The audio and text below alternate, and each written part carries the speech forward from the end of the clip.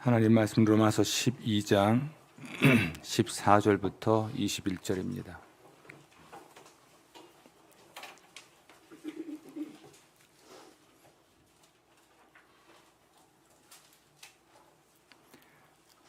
같이 제가 읽습니다. 로마서 12장 14절부터 21절.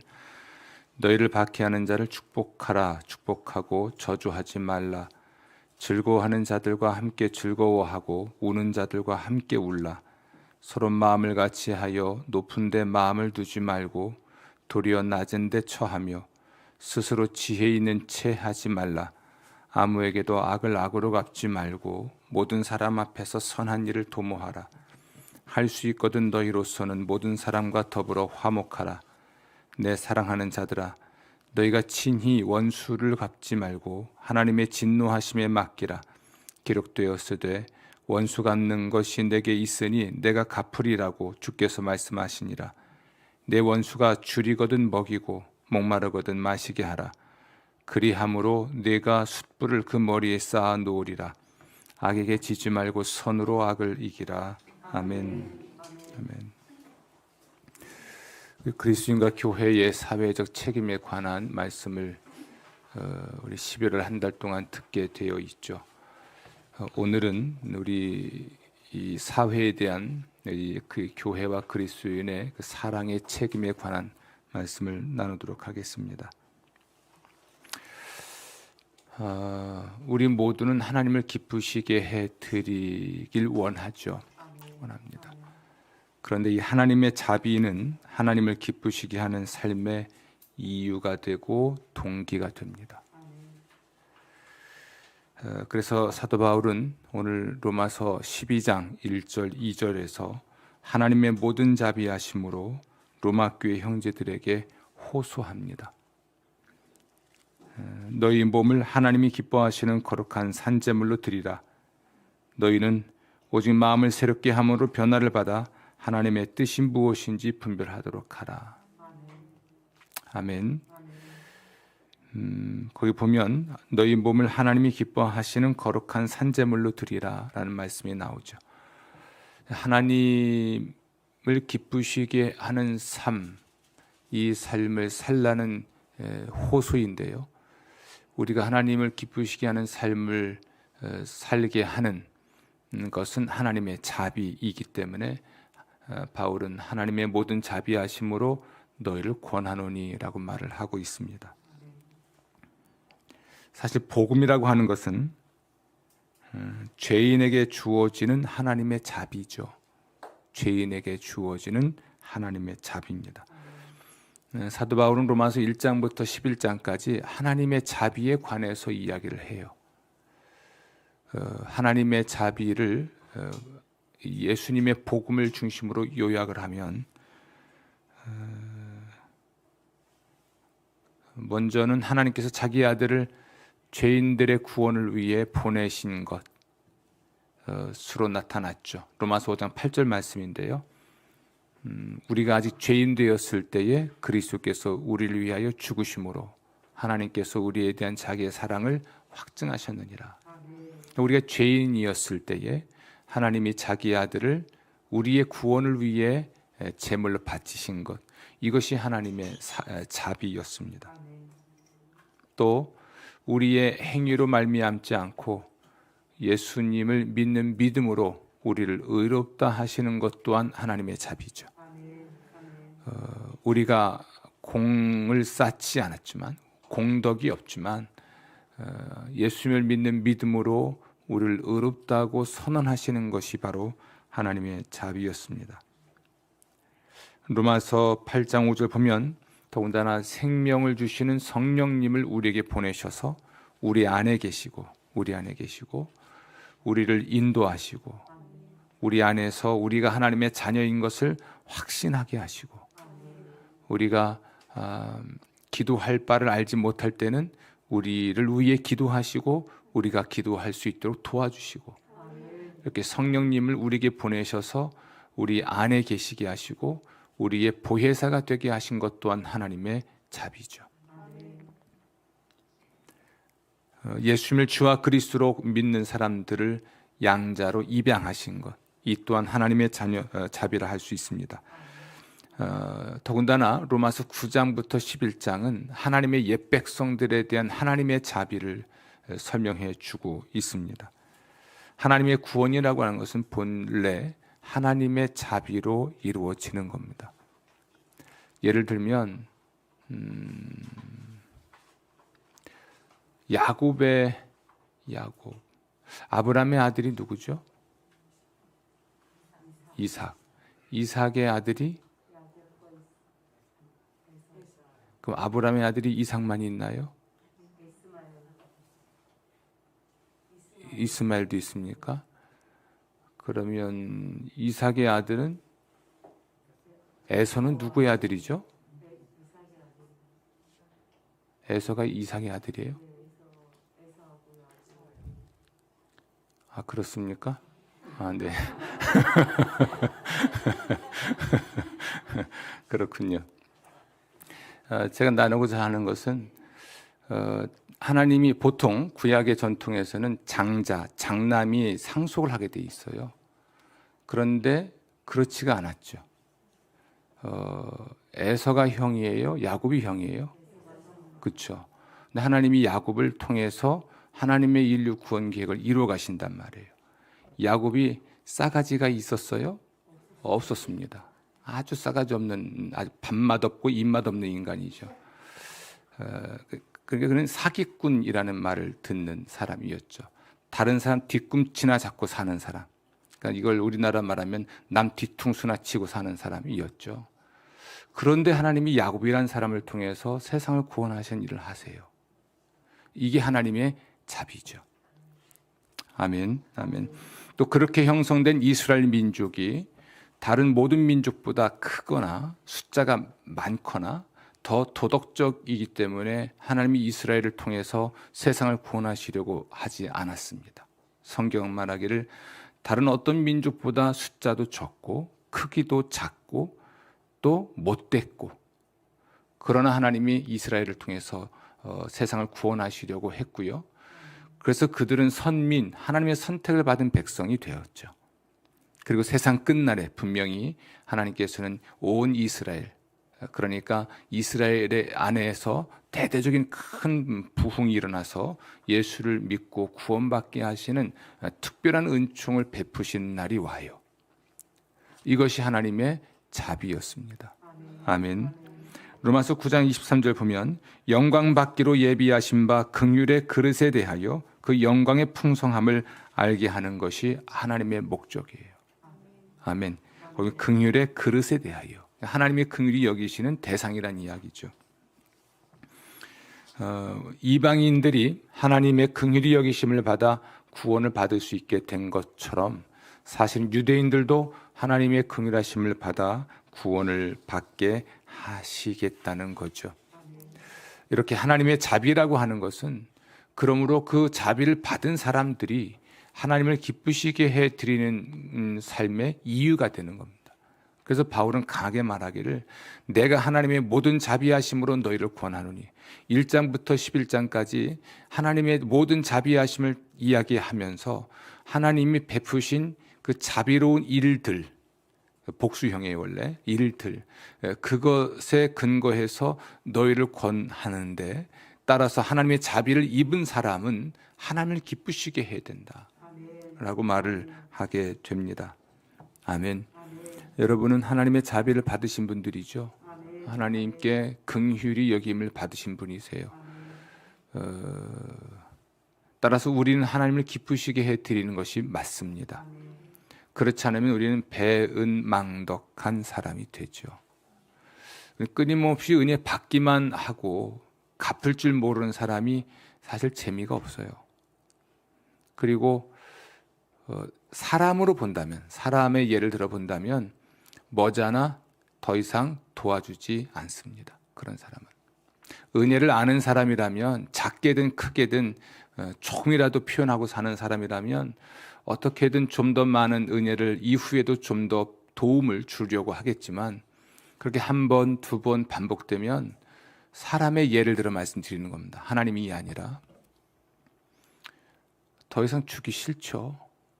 그래서 은혜를 받을 때는 고맙습니다, 감사합니다, 은혜였습니다, 뭐 어떻게든 갚겠습니다 그래 놓고 좀 지나고 나면 잊어버리고, 정말 중요할 때 돕고 협력해야 될 상황에서는 나몰라라 하고 비난하고 공격하고, 이런 경우에 우리 사람의 예를 들어본다면 더 이상 돕고 싶지 않죠. 여러분, 우리가 하나님을 기쁘시게 하는 삶이라는 건 하나님께 받은 은혜, 하나님께 받은 입은 자비를 얼만큼 감사하고 있느냐에 달려 있어요. 그래서 하나님의 은혜를 받은 경험이 늘 있는 사람들은 어떻게든 하나님을 기쁘시게 해드리고 싶어 해요. 이 은혜의 경험이 단절되면, 아주 오래전에 예수를 믿고 구원받은 것으로 끝난 그 은혜, 세례받을 때 한 번 끝난 그 은혜 경험, 그 이후에 하나님의 은혜 경험이 없고 하나님께 받은 그 도움의 경험이 없고 하나님께 도움받은 경험이 없는 거죠. 다 자기가 잘해서 운이 좋아서 누구의 도움 때문에 이런저런 끝내는 사람들은 어떤 하나님을 기쁘시게 하는 삶을 살 수가 없고 살지도 않죠. 하나님을 기쁘시게 하는 삶이란 뭘까요? 바울은 이제 두 가지 이야기하는데 이 두 가지가 서로 연결되어 있습니다. 그 첫 번째는 우리 몸을 산 제물로 하나님께 바치는 것입니다. 아멘. 로마서 12장 1절이죠. 너희 몸을 하나님이 기뻐하시는 거룩한 산 제물로 드리라. 아멘. 하나님, 우리가 하나님의 자비하심에 대한 보답으로 우리 몸을 산 제물로 드리는 것을 기뻐하십니다. 우리 몸을 거룩한 산 제물로 바치는 것, 하나님이 기뻐하시는 거룩한 산 제물, 이게 다 수식어예요. 우리 몸을 산 제물로 바쳐라 이거든요.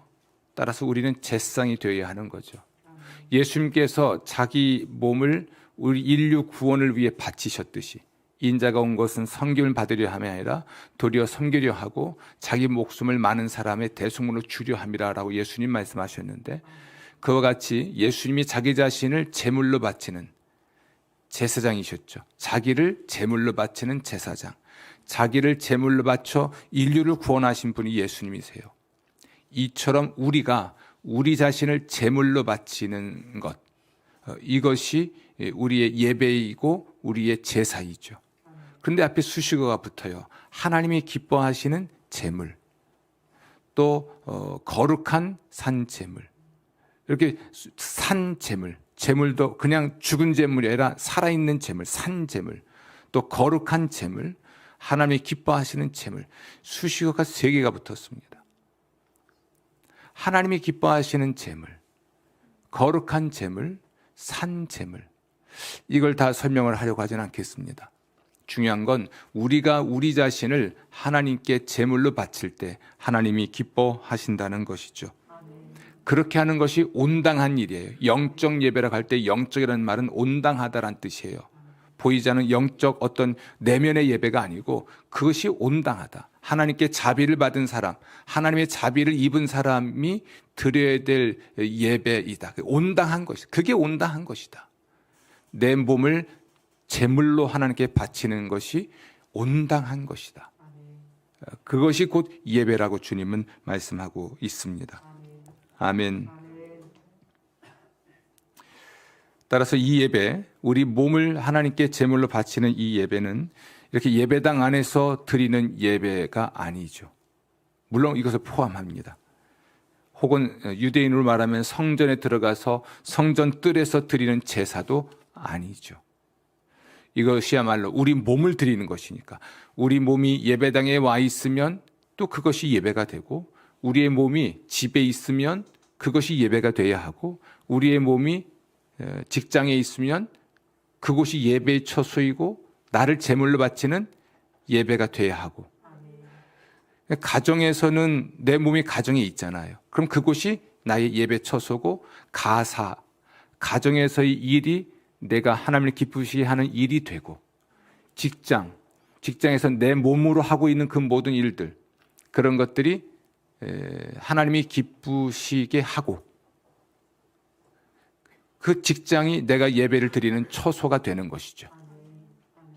학교로 가면 학교가 내가 예배를 드리는 예배의 처소이고, 내가 학교에서 하고 있는 그 모든 일, 학업, 공부하는 일, 연구원들은 연구소에서 연구하고 실험실에서 실험하고 하는 일들, 교사나 교수들이 학생들을 가르칠 때는 가르치는 그 일, 그 몸으로 하고 있는 모든 일들이 하나님이 기뻐하시는 것이 되게 하라는 말씀이에요.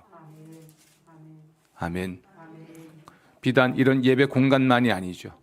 우리의 모든 삶의 자리가 예배 처소요, 우리의 모든 삶이 예배가 되도록 하라는 것입니다. 하나님이 기뻐하시는 일이 되게 해라. 구별된, 거룩하다는 것은 구별된다는 이야기입니다. 구별되게 해라. 세상과 구별되게 해라. 그리고 죽은 것이 아니다. 이건 우리가 삶으로 이뤄내야 되는 것이니까 산 제물인 것이죠. 보통 제물은 죽여서 바치잖아요. 그런데 산 제물이라는 말을 씁니다. 매우 인상적인 것이죠. 살아있다는 것은 우리의 삶이 곧 예배가 되게 해라. 하나님이 기뻐하시는 게 해라. 하나님이 기뻐하시게 하라고 말씀을 합니다. 아멘. 이걸 조금 구분한다면 사도 바울은 로마서 6장 12절에서 소극적으로는 몸의 사욕에 순종하지 않는 것. 몸의 사욕. 내 몸 안에 있는, 우리 안에 있는 이 죄성 또는 우리의 욕망, 이것에 순종하지 않는 것. 순종이란 따라가는 거잖아요. 내 안에 있는 사욕이 시키는 대로 하지 않는 것. 이걸 거부하는 것입니다. 적극적으로는 우리의 몸을 의의 무기로 하나님께 드리는 것. 의의 무기로 사용하는 겁니다. 무기는 무기인데 의의 무기입니다. 불의를 저지르는 무기가 아니라 의를 일으키는, 의를 행하는 무기로 사용하는 것입니다. 그렇게 되면 죄가 우리를 주장하지 못해요. 우리가 내 몸의 사욕을 순종하지 않으면, 사욕이 추동 또는 충동하는 대로 따라가지 않으면 죄가 우리를 지배하지 못하고, 적극적으로 우리 몸을 불의의 무기가 아니라 의의 무기로 사용하면 죄가 우리를 지배하지 못하게 됩니다. 아멘. 순전하게 내적이고 추상적이고 신비적인 예배는 어떤 것도 하나님을 기쁘시게 할 수가 없습니다. 모든 예배는 구체적으로 우리의 몸을 통해서 표현되어야 합니다. 우리의 삶을 통해서 드러나야만 합니다. 아멘. 바울은 3장 13절 이하에서 인간의 타락상을 이렇게 묘사를 하는데요. 그는 이런 단어들을 씁니다. 목구멍, 혀, 입술, 입, 발. 우리 신체를 사용해서 인간의 타락상을 표현합니다. 한번 들어보시겠습니까? 그들의 목구멍은 열린 무덤이요, 그 혀로는 속임을 일삼으며 그 입술에는 독사의 독이 있고 그 입에는 저주와 악독이 가득하고 그 발은 피 흘리는 데 빠른지라. 부패하고 타락한 인간을 묘사할 때 그저 내적이고 추상적으로 표현하지 않습니다. 우리 신체를 사용해서 그것이 어떻게 행동으로 드러나는지를 보여주는 것이죠. 반대로 우리 기독교인들의 이 구별된 삶이라고 하는 것은 몸의 행위로 나타나야 할 것입니다. 그래서 바울은 말하기를 로마서 6장에서 불의의 병기, 무기가 아니라 의의 무기로 하나님께 드리라고 말을 하는 것이죠. 그렇다면 우리의 발은 하나님의 길을 걸을 것이고, 우리의 입술은 진리를 말할 것이고, 복음을 전파할 것이고, 치유와 위로의 말을 하겠죠. 우리의 손은 타락한 자, 병든 자, 약한 자를 일으켜 세울 것이고, 요리는 물론이고 청소하고 고치는 일과 같은 이 많은 소위 말한 세속적인 그 일들을 하게 될 것입니다. 우리의 팔은요, 외로운 사람들, 사랑받지 못한 사람들을 감싸 안아줄 것이고, 우리의 귀는 가난한 자, 약한 자들의 부르짖음을 듣겠죠. 우리의 눈은 겸손할 것이고 아주 끈기 있게 하나님을 바라보게 될 것입니다. 우리의 몸으로 표현돼야 하는 것, 우리의 몸이 하고 있는 일이 하나님을 기쁘시게 하는 것이 되게 하라는 겁니다. 우리 몸을 하나님께 제물로 바치는 것, 이것이야말로 하나님을 기쁘시게 하는 것입니다. 아멘. 하나님을 기쁘시게 하는 삶이란 건 어떤 것일까? 그 두 번째로 하나님의 뜻을 분별하고 순종하는 것입니다. 사도 바울은 말하기를 너희는 이 세대를 본받지 말고 오직 마음을 새롭게 함으로 변화를 받아 하나님의 선하시고 기뻐하시고 온전하신 뜻이 무엇인지 분별하도록 하라 라고 말합니다. 이 두 번째 이야기는 첫 번째 이야기를 위해서 필요한 것입니다. 하나님을 기쁘시게 하는 삶은 부정적으로는 이 세상을 본받지 않는 겁니다. 필립스라고 하는 사람은 이 말을 이렇게 표현해요. 이 세상이 너희를 쥐어짜서 그 틀에 맞추게 하지 말라. 그러니까 세상이 나를 쥐어짜서 자기들의 틀에 맞추지 못하게 하라. 거부하라는 것입니다. 그럼 어떻게 해야 되는가? 너희 마음을 안으로부터 개조해라. 마음을 안으로부터 개조하는 거예요. 왜 이 마음을 개조해야 되냐면 그래야만 하나님의 뜻을 분별할 수 있습니다. 아멘. 이 명령은 성경이 일관적으로 말하고 있는, 일관되게 말하는 진리에 관한 바울의 말이에요. 그러니까 성경이 뭘 일관되게 말하냐면 이방인들을 따르지 말고 그들의 풍습을 따르지 말고 그들을 쫓아 살지 말고 하나님의 뜻을 쫓아 살아라. 하나님 백성다움을 드러내야 한다는 것이죠. 세상과 분리하라는 게 아니라 세상과 구별되어야 한다. 너희들이 몸으로 하는 일들이 세상과는 구별되게 해야 한다고 일관되게 하는 겁니다. 문제는 우리 몸으로 하는 그 일이 세상과 구별되게 하려면 세상과 뭐가 다른지를 알아야 되잖아요. 그래서 이 세대를 본받지 말라라고 하는 이 말은 이 세상의 어떤 이념, 이 세상의 가치, 이 세상이 중요하게 여기는 것, 이 세상의 풍습으로 표현된 문화와 문명들, 그런데 하나님의 뜻과는 반대되는 것들은 거부하고 하나님의 뜻을 따라 살기 위해서 하나님의 뜻을 분별할 것을 강조해 주고 있습니다. 아멘. 우리가 주위 환경에 따라 몸의 색을 바꾸는 카멜레온 같이 되어서는 안 된다는 이야기죠. 우리가 사는 시대에 널리 보급된 문화나 문명, 세상이 우리를 추동 또는 충동하고 있는 자극하는 어떤 관념과 이념과 이데올로기 같은 것들, 이런 것들을 따르지 말라고 강력하게 요청합니다. 본받지 말라. 수등형이에요. 세상이 쥐어짜고 그 틀에 맞추게 할 때 그걸 거부해라. 눌리지 말라는 겁니다. 본받지 말라는 것은 그것에 눌리지 말라는 것이죠. 수등형이긴 하지만 현재형이에요. 그러니까 세상은 지속적으로 계속해서 자기를 본받으라고 우리를 강하게 밀어붙일 겁니다. 그러니까 세상은 계속 그렇게 하겠죠. 우리 몸을 제물로 바칠 때는 우리 안에 있는 사욕이 문제입니다. 근데 이 이야기는 우리 인간의 문제가 우리 안에 있는 사욕만이 아니라 세상도 문제가 된다는 것을 이야기하는 것이죠. 그런데 그 세상은 집요하게 계속해서 세상을 맞춰 살 것을 요구해요. 그렇지 않으면 불리기를 당할 것이다. 그렇지 않으면 손해볼 것이다 라고 자꾸만 유혹하고 위협하는 것입니다. 그러나 그것을 계속 본받지 말아야 됩니다. 따라서 우리는 변화를 받는 일도 계속돼야 하는 것이에요. 하나님의 뜻을 분별해야 되니까 모든 상황 속에서, 그런데 그 상황이 항상 가변적이에요. 변화가 심하죠. 모든 상황이지만 그 상황이 하나만 있는 게 아니라 너무나 많고 다양하고 그 상황이 너무나 급변합니다. 다변화되어 있죠. 그 모든 상황에서 우리가 하나님의 뜻대로 대처하려면 우리 내면이 변화되어야 하고 그때마다 하나님의 뜻을 분별할 수 있는 역량을 키워야 합니다. 아멘. 아멘. 세상의 유혹도 세상의 압력도 계속될 것이기 때문에 그것을 본받지 않는 일도 계속해야 하고 우리 마음의 변화를 지속적으로 우리는 추구하고 힘을 써야 할 것입니다. 아멘.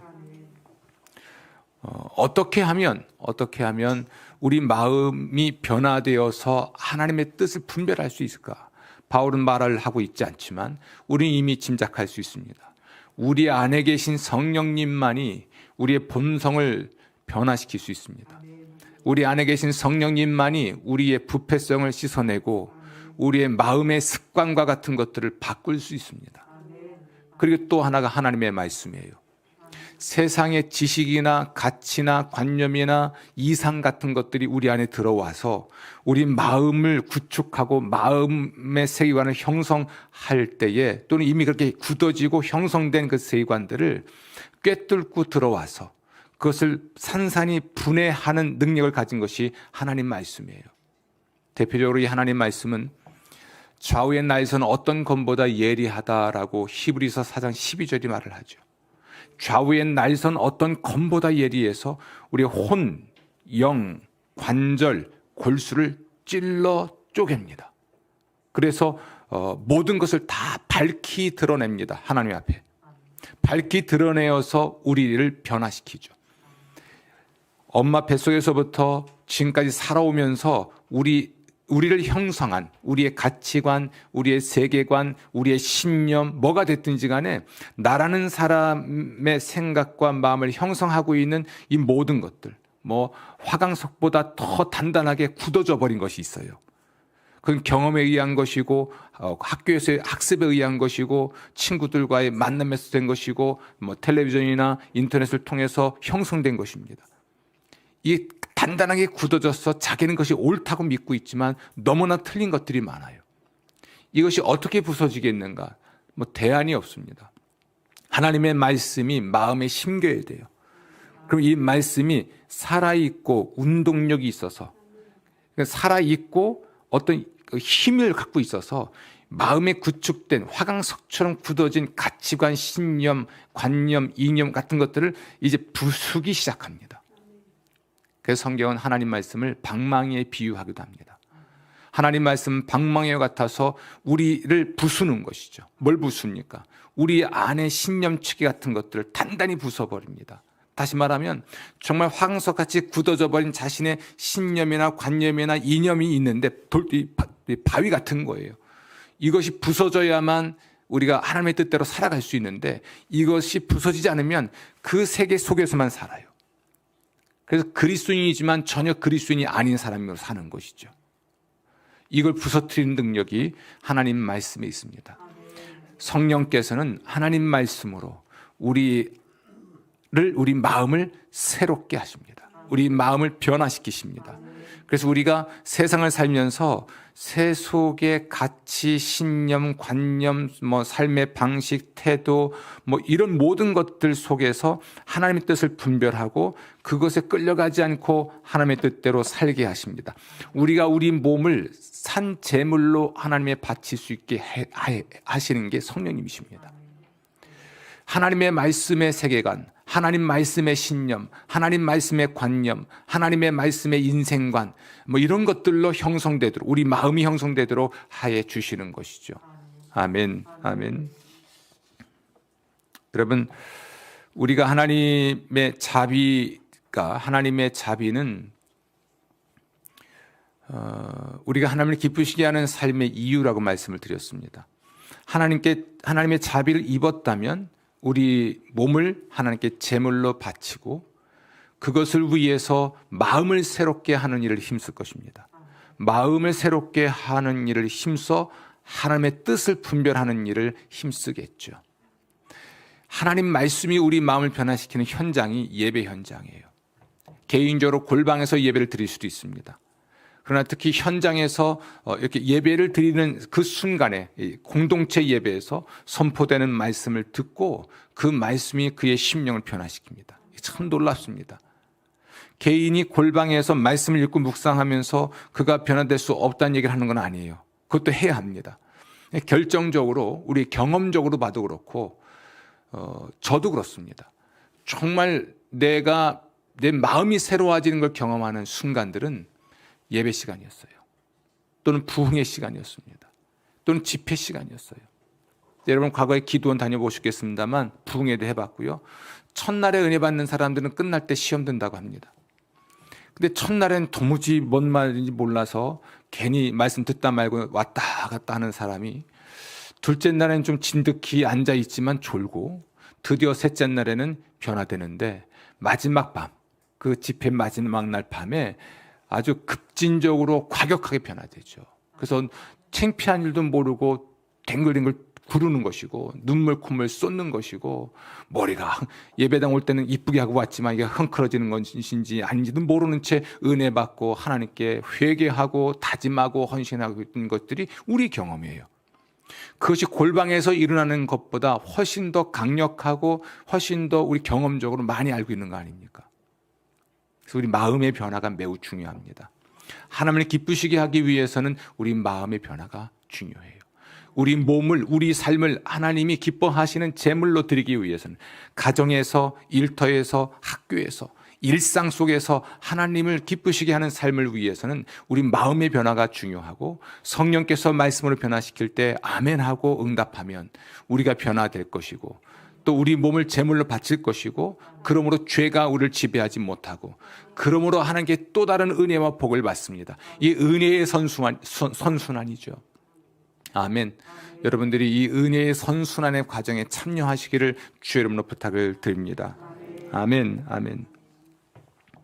그런데 이렇게 사도 바울의 이 호소가 하나님의 자비에 근거하고 있는데 그러면 우리 몸을 제물로 바쳐야 하는데 따라서 우리의 모든 삶의 관계에 이것이 관여하고 있다는 걸 알 수가 있죠. 우리의 모든 삶의 관계에서 우리는 하나님을 기쁘시게 해드려야 한다는 겁니다. 그래서 로마서 12장 1절 2절에서는 하나님과의 관계에서이고 3절부터는 우리 자신과의 관계에 있습니다. 그리고 9절 이하에 보면 교회에서의 관계이고 오늘 우리는 새 사회적 책임과 관련해서 악인과의 관계에서 우리는 어떻게 하나님을 기쁘시게 해드릴 수 있을지 좀 생각해 보려고 합니다. 악인, 왼수, 원수와의 관계에서 우리는 어떻게 하나님을 기쁘시게 해드릴 수 있을지 말씀을 나누고자 합니다. 이 말씀을 나누기 전에 우리는 이 삶을 살 수 있다는 걸 먼저 말씀드리려고 해요. 원수를 사랑하라고 주님 말씀하시죠. 그런데 이 사랑은 사람의 힘으로 할 수 있는 게 아니에요. 로마서 5장 5절 말씀 보면 성령께서 우리 마음에 하나님의 사랑을 부어주신다라고 말을 합니다. 하나님의 사랑, 우리를 구원하셨던 그 하나님의 사랑을 우리 마음에 부어주시는 까닭에 우리는 그 사랑으로 또한 원수를 사랑하며 살아갈 수가 있죠. 예수님 말씀하신 대로 원수를 사랑한다는 것이 무엇일까? 원수와의 관계에서 하나님은 언제 기뻐하실까? 바울은 4가지 이야기합니다. 첫 번째로 저주하지 말고 축복하라는 겁니다. 아멘. 저주하지 말고 축복해라. 축복과 저주는 반대말이죠. 축복은요, 선을 빌어주는 거예요. 건강을 빌어주는 겁니다. 잘되기를 빌어주는 겁니다. 축복은. 저주는요, 악을 비는 겁니다. 해로움을 비는 겁니다. 실패를 비는 겁니다. 잘못되게 해달라는 것입니다. 아멘. 이 가르침은 우리를 저주하는 자를 축복할 뿐 아니라 그들을 위해 기도하고 그들에게 선대하라는 예수님의 가르침을 반복하는 거예요. 저주하지 말고 축복해주고 그들을 위해 기도해라. 아멘. 혹시 여러분에게 악인이 있을 수 있습니다. 여러분을 해코지한 사람이 있을 수 있어요. 여러분에게 정말 씻지 못할 상처를 입힌 사람이 있을 수 있어요. 그렇다면 그를 위해 기도를 시작하십시오. 그리고 그를 위해 축복의 말을 자꾸만 하십시오. 안 돼요. 이거 안 됩니다. 안 된다 그랬죠. 안 됩니다. 그런데 그렇게 안 할 수 없게 만드시는 분이 성령님이시고 하나님의 사랑이 그렇게 하지 않으면 안 되게 만드세요. 그 당위성을 자꾸만 하시고 내 안에서 충동하십니다. 저주하지 말고 축복해라. 그리고 그를 위해 기도해줘라. 그의 자녀가 잘 되고 그가 건강하고 그의 인생이 잘 되도록 기도해줘라. 그런데 또 그 사람이 잘 되면 왜 이렇게 속이 쓰려요? 그렇죠? 참 쓰립니다. 어떡하겠습니까? 쓰린 건 막을 수가 없어요. 구태 회개 안 해도 됩니다. 쓰린 건 어떡합니까? 그러나 그 쓰린 마음을 딛고 박수 쳐주는 것이죠. 참 어렵죠. 근데 이 어렵고 이 불가능한 사랑이 가능하도록 하신 분이 성령님이십니다. 아멘. 두 번째로 악으로 악을 갚지 말고 모든 사람 앞에서 선한 일을 도모하라. 아멘. 17절 말씀이죠. 악을 악으로 갚지 않는 것으로 끝나면 가장 소극적인 것이에요. 그렇죠? 그를 위하여 기도만 한다는 것도 어쩌면 드러나지 않았기 때문에 매우 소극적입니다. 사람들이 볼 때는 이상해 보일 것입니다. 어쩌면 방임하거나 방관하는 듯이 보일 겁니다. 침묵이 죄가 되는 때가 있습니다. 행동해야 할 때, 말해야 될 때 말하지 않고 행동해야 될 때 행동하지 않는 것이 죄가 될 때가 있습니다. 그래서 우리가 악에 대해서 침묵하거나 행동하지 않는 것으로 끝나버린다면 이것은 사람들이 볼 때 이상할 수 있고 또는 세상에서 악이 이기도록 만들 수도 있습니다. 그래서 성경은 말하기를 모든 사람 앞에서 선한 일을 도모하라라고 말을 합니다. 매우 의미가 있는 말이 모든 사람 앞에서라는 뜻입니다.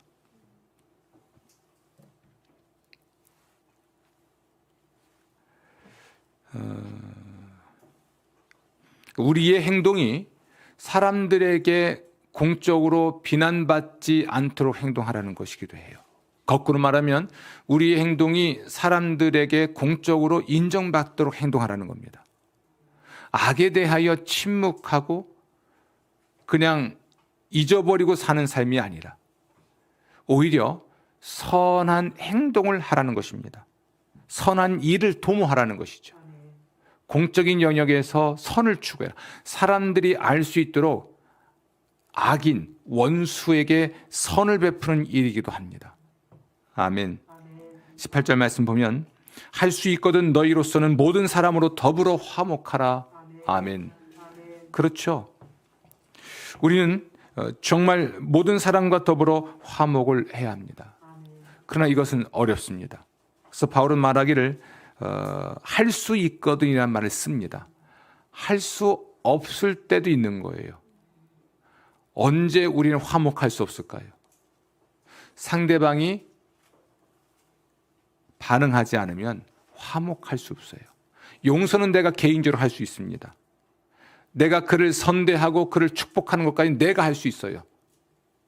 그를 위해 기도하는 것도 내가 할 수 있어요. 그러니까 용서는 내가 할 수 있어요. 내가 그에게 좋은 말하고 그를 축복할 수 있습니다. 그를 위해 기도할 수 있어요. 그러나 화목은 달라요. 나는 화목할 수 있지만 상대방이 반응하지 않으면 화목은 할 수 없습니다. 그리고 화목을 위해서 말도 안 되는 조건을 걸 때도 있어요. 상대방이 말도 안 되는 조건을 걸 수 있잖아요. 그럴 때는 화목할 수가 없습니다. 여러분, 먼저 우리가 저주하지 말고 축복하라는 말과는 또 다른 차원의 이야기죠. 모든 사람 앞에서 선한 일을 도모하라는 이 말은 나의 말과 행동을 공적 영역에서 내 원수를 향해서 이루어지게 하라는 것입니다. 아멘. 할 수만 있거든 모든 사람과 더불어 화목해야 하지만 할 수 없다는 것도 알고 모든 사람이란 말도 매우 의미 있는 말이에요. 어떤 사람하고는 화목할 수 없을 것이다. 그러나 너는 화목하려고 해야 되고 너는 그를 위해 기도해야 되고 너는 그를 축복해야 한다. 너는 그에게 선을 베풀어야 된다. 아멘. 그가 말도 안 되는 조건을 걸어 화해하자고 할 수도 있고 내가 어떤 선을 베풀어도 그가 반응하지 않을 수도 있으니까 따라서 할 수 있다면 할 수 있거든 모든 사람과 더불어 화목해야 하나 그러지 못할 수도 있다. 그래도 포기하지 말고 너의 할 도리는 하라는 것이죠. 그래서 할 수 있거든이라는 말이 참 우리에게 의미가 있습니다. 할 수 없는 일이 이루어지게 하시는 분도 성령님이세요. 아멘. 그래서 화해하거나 화목하지 못한 것 때문에 여러분 왜 아직도 이렇게 불편할까 관계들이 이것 때문에 죄책감 갖지 마세요. 내가 잘못해서가 아닐 수 있어요. 그가 받아들이지 않거나 그는 말은 하지 않으나 자기만의 조건이 있거든요. 내가 저 사람과 화해하려면 이 조건이 충족돼야 해. 근데 그 조건이 말도 안 되는 이기적인 조건일 수도 있습니다. 그래서 화해하거나 화목하지 못한 것에 대해서 교회가 화합하고 하나 되지 못하는 것에 대해서 죄책감을 너무 갖지 말라는 거예요. 우리 끊임없이 노력하고 가정도 그렇고 일터도 그렇습니다. 우리가 할 도리는 하겠지만 자꾸 관계가 불편해진 것 때문에 죄책감은 갖지 마십시오. 그러나 어느 순간인가 성령께서는 그의 마음을 움직여서 말도 안 되는 자기만의 조건을 아마 거두어 드릴 것이고 우리의 끊임없는 사랑에 대해서 받아들이고 화해하는 날이 오겠죠. 이 일은 하나님이 하실 일입니다. 그래서 사도 바울은 말하기를 친히 원수를 갚지 말고 하나님께 맡기고 박해자를 섬기라고 말을 하는 것입니다. 친히 원수를 갚지 말라. 이것은 사적 보복을 하지 말라는 거예요. 하나님께 맡기라는 것입니다. 이것은 하나님께서 두 가지 방식으로 반드시 처벌한다는 믿음이 있기 때문에 그래요. 하나는 공적 영역에서 반드시 처벌합니다. 좀 극단적으로 말할게요. 원수 질 만한 일이 생겼다면 공적으로 해결할 수 있으면 해결하십시오. 사적 보복은 하지 마시고 시쳇말로 고발하세요. 공적으로 해결하세요. 그럴 일이 아니면 그냥 지나가시면 돼요. 뭐 고발까지 하냐고 그럴 정도면 그냥 그만두세요. 이 말은 친히 원수 갚지 말라는 사적 보복을 하지 말라는 거예요. 여러분 소심한 복수하는 사람들이 있죠. 소심한 복수. 그게 뭐라고요? 복수도 안 되는 걸 복수를 하려고 하는 사람이 있습니다. 소심하든 아니면 대범하든 크든 작든 사적 보복은 하지 마라. 목회자와 공을 찰 때인데요. 우리 친구들이 이제 여럿이 있습니다. 그런데 이제 지금은 제가 거북이처럼 다니지만 옛날에는 토끼처럼 뛰었잖아요.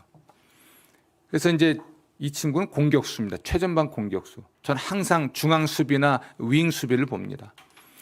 그런데 제가 김민재만큼은 못하지만 그래도 발이 더딘 사람, 축구 실력이 떨어진 사람들 사이에서는 그래도 군계 일학처럼 수비를 합니다. 근데 볼을 뺏겼습니다.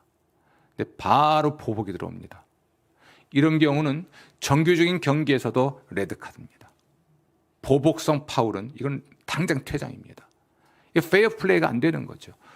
깜짝 놀랐습니다.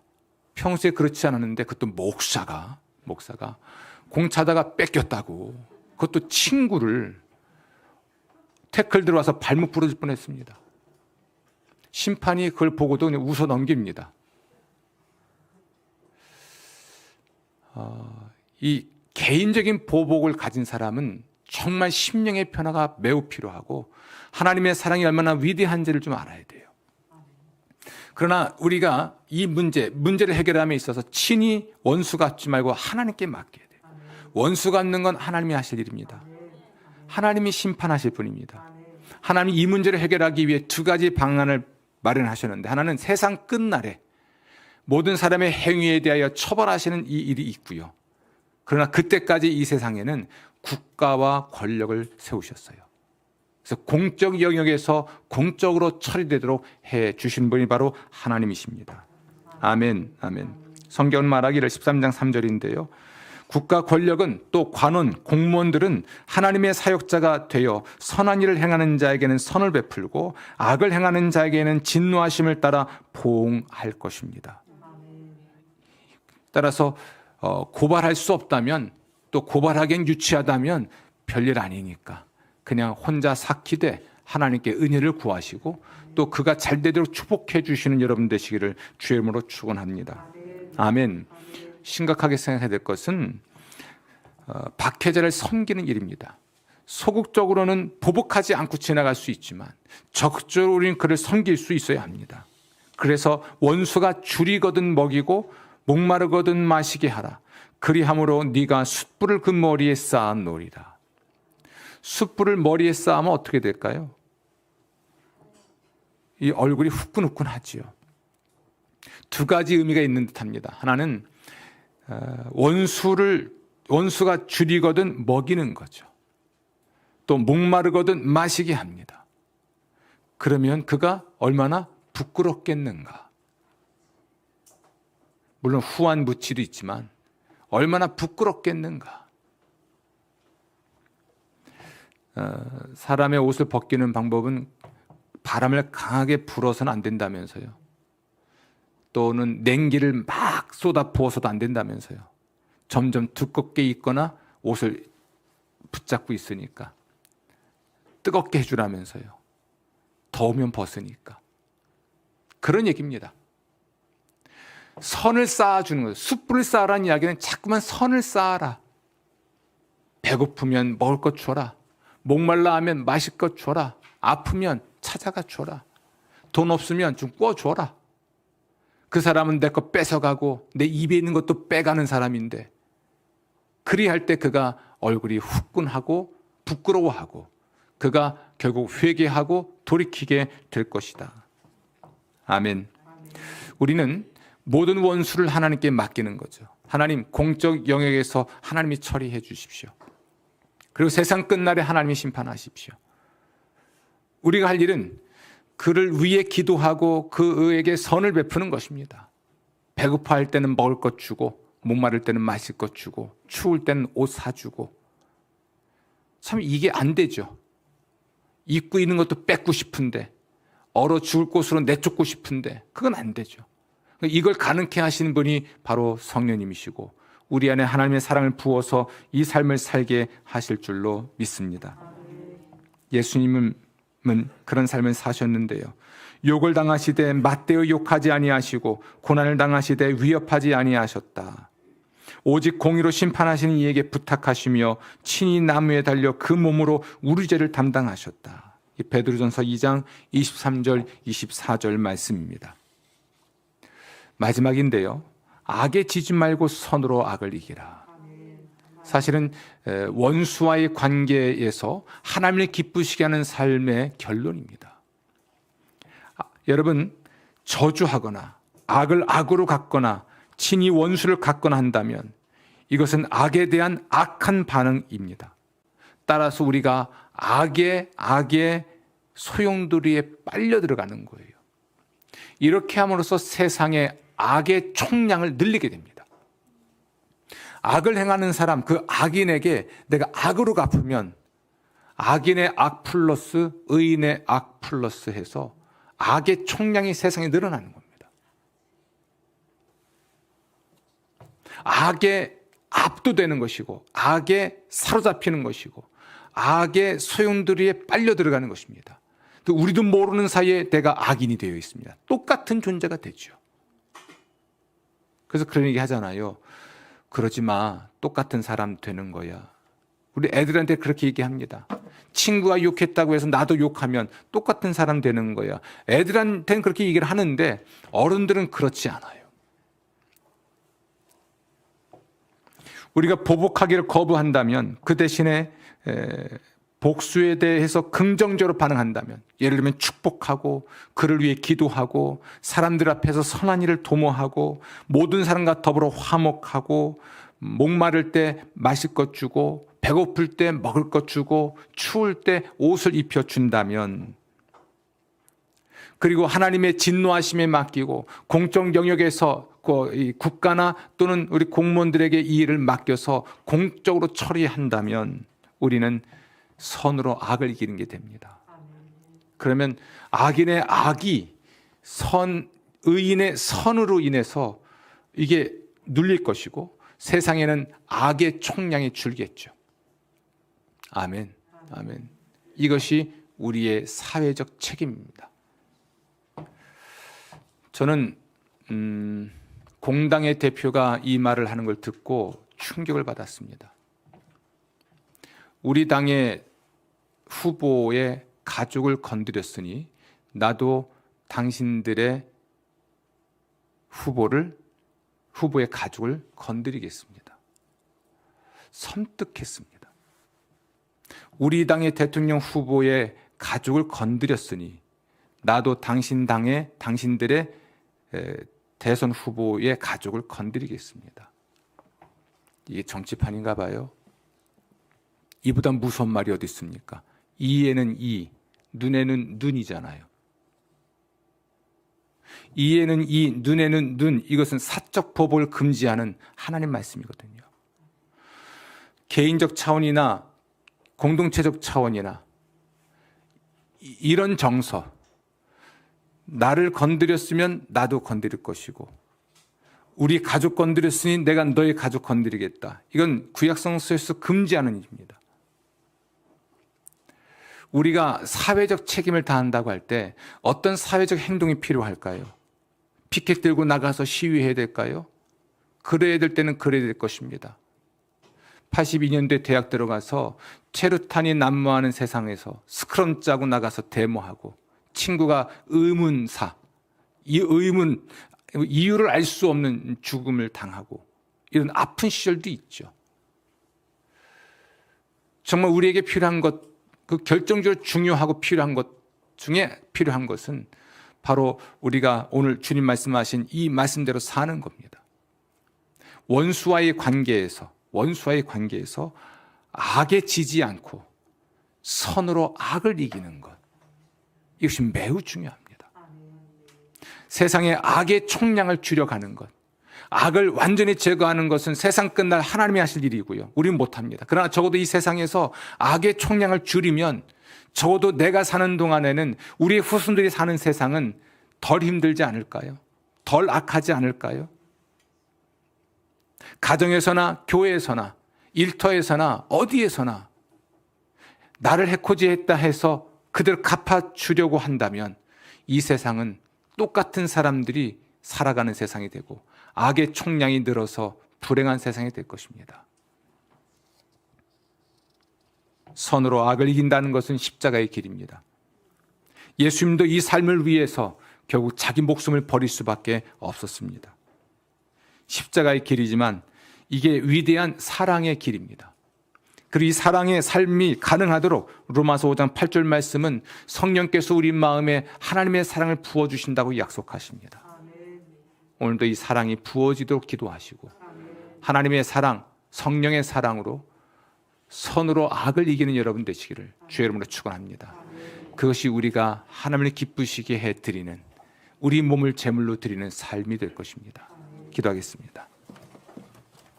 하나님 감사합니다. 오늘 저희들이 어떤 사회적 책임을 다해야 될지 말씀하시니 감사합니다. 원수와의 관계에서 우리는 어떻게 하나님을 기쁘시게 해드릴 수 있을까 말씀하시니 감사합니다. 믿음으로 받았습니다. 이 삶이 가능하도록, 이 위대한 사랑의 삶이 가능하도록 성령이여 우리 안에 하나님의 사랑을 부어 주시옵소서. 이 사랑으로 살아갈 수 있도록, 살아낼 수 있도록 우리를 축복해 주옵소서.